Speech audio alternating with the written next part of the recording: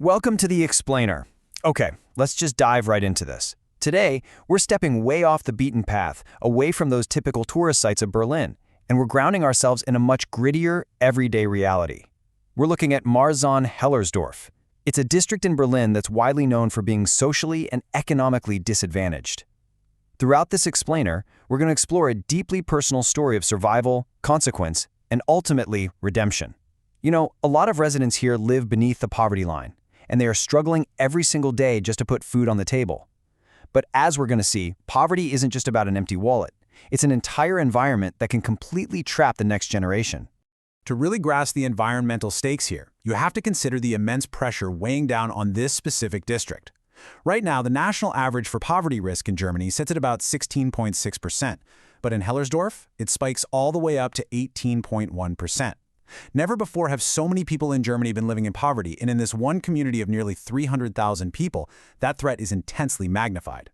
Just imagine trying to build a stable future when nearly 1 in 5 people around you is actively threatened by poverty. And look, this environment has a direct, severe impact on the youth. Get this, almost 14% of teenagers in Hellersdorf are leaving school without a diploma. 14%. That is an absolutely alarming number, because without an education, these kids are practically guaranteed to inherit the exact same financial struggles as their parents, locking them into this vicious cycle that literally takes generations to break. It's a systemic trap, plain and simple. Part 1. The reality of Hellersdorf and establishing the stakes. So with those grim statistics as our backdrop, we kind of have to ask, is it even possible to escape this fate? Well, enter Die Arke, or in English, the Ark. It's this incredible charitable organization in Germany, completely dedicated to supporting children and parents from these exact disadvantaged backgrounds.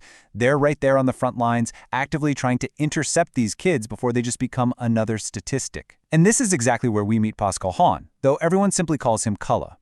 Kalle is 24, he works a part-time job at Die Arke, and he's actually training to become a social welfare assistant. But what makes Kalle so incredibly vital to this mission is that he isn't some outsider looking in. He understands this harsh reality firsthand because, well, he was once an Arky kid himself.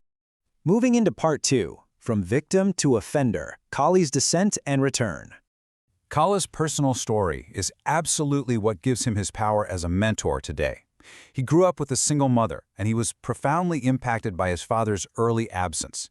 So, on top of the material poverty surrounding him, he intimately knows the struggles, the deep anger, and the vulnerabilities of the kids he's helping now. At age 9, Kalle first came to Die Arke, and things were looking pretty promising. But then, at age 14, he stopped coming. And as he puts it, that was really his undoing. He just spiraled. He got into drugs, he was constantly getting into violent fights, he even lost a few teeth along the way. Then came the ultimate tragedy. Things got so out of control that he severely injured someone. I mean, so badly that the victim could barely move his arm and couldn't ever work again. Because of this, Kalle was sentenced to 2 years and 7 months in prison. Now, though, at 24, he has found his way back to Die Arke, training as a social worker, completely determined to reverse that damage. You can tell Kalle bears an immense emotional weight from his past. To quote him directly, he says, "I want to keep the kids from having to experience that, ruining their whole lives over one stupid moment just to look cool."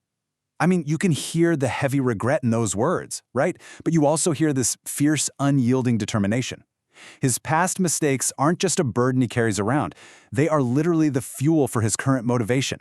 He feels this profound responsibility to be there for these kids because he knows firsthand exactly how fast one stupid moment can destroy your entire life. Part 3, a mission born from regret and redefining poverty. Now, because of everything he went through, Kalle has developed a really specific dual perspective on what it actually means for a child to be poor. And it goes way beyond what we traditionally think of. It really forces us to rethink our entire definition of poverty. On one side, sure, we have material poverty, having no food, no money, nothing. That's the clinical definition we saw in the statistics a minute ago. But Kalle highlights a whole other side, emotional poverty. This is the devastating feeling of being completely alone, where there is simply no one there for you in your corner. For Kalle, and for the kids he mentors, this emotional isolation is just as dangerous, if not a whole lot more dangerous, than an empty fridge. And Kalle is still fighting those demons today. He actively works to heal his old wounds from being bullied and growing up fatherless by writing his own music and lyrics. Music has become his primary outlet. It's such a powerful thing to picture, this tough, formerly incarcerated young guy pouring all of his lingering pain and unresolved trauma into his art. He says it's how he best expresses himself. It's a way to channel that heavy energy so he doesn't just give up. So, I want to pose this question directly to you, because it's the exact same question Kale has to ask himself every single morning. How do you protect kids from making your mistakes? How do you take your own deep trauma and somehow forge it into a shield for someone else? Let's take a look at how Kale translates this into his active daily work mentoring the youth of Hellersdorf. Part 4. Guiding At-Risk Youth. Mentoring Danny. To really see Kale's mission in action, we just need to look at his relationship with Danny. Danny is a 14-year-old guy just entering the 8th grade. He represents the exact kind of vulnerable kid that Kale is fighting tooth and nail to protect. Danny's daily reality is honestly heartbreaking. He has been bullied persistently by the exact same person since the 1st grade. Just think about that for a second. Years and years of torment. And what's his coping strategy? Well, he methodically tries to avoid the aggressor. He sits with social workers or school staff just to be safe. He even files formal violence reports. He's doing everything right by the book. But sadly, as Danny explains it, this intervention only works for maybe 2 weeks before the bully starts insulting him again, and the violence just escalates right back to where it was. It's an incredibly exhausting, relentless cycle for a 14-year-old kid. This situation brilliantly and painfully illustrates why Kale's work is so exceptionally tough. Listen to what Kale says about it. If someone really pushes back hard, it feels like I'm little Kale again, the one who used to get bullied. Mentoring kids like Danny drags up Kale's own unresolved childhood injustices. He isn't just dealing with Danny's bully, he's actively confronting the ghosts of his own past. It makes his mission so deeply personal, but at the same time, incredibly taxing emotionally. Which brings us to Part 5, Breaking the Cycle and the Ultimate Cure. So if traditional systems, like filing those violence reports we talked about, only provide temporary relief for kids like Danny, how does Kale actually break the cycle of emotional poverty and isolation on a day-to-day basis? Well, the answer is shockingly simple, yet profoundly difficult to maintain day in and day out. Number 1, be physically present. Number 2, provide a sense of unwavering security. And number 3, keep an extra eye on them. That's it.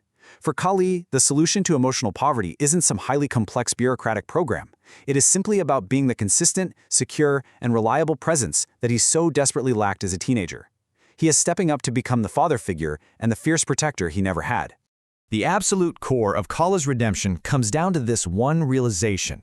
He says, I remember how it was back then with nobody there. I missed out on a lot. I don't want them to go through the same thing. He is literally taking his greatest deficit, his own profound loneliness and the disastrous mistakes it led him to make, and turning it into a lifeline for the next generation. He keeps an extra eye on them so they don't fall into the same dark abyss he did. We've seen how the lack of a diploma, the lack of money, and the lack of guidance can completely devastate a community like Hellersdorf. But Kale teaches us something crucial. True poverty is also about profound isolation. So I want to leave you with this provocative thought today. If poverty is just as much about emotional isolation as it is about lacking money, who in your community is currently paying the price of being left alone?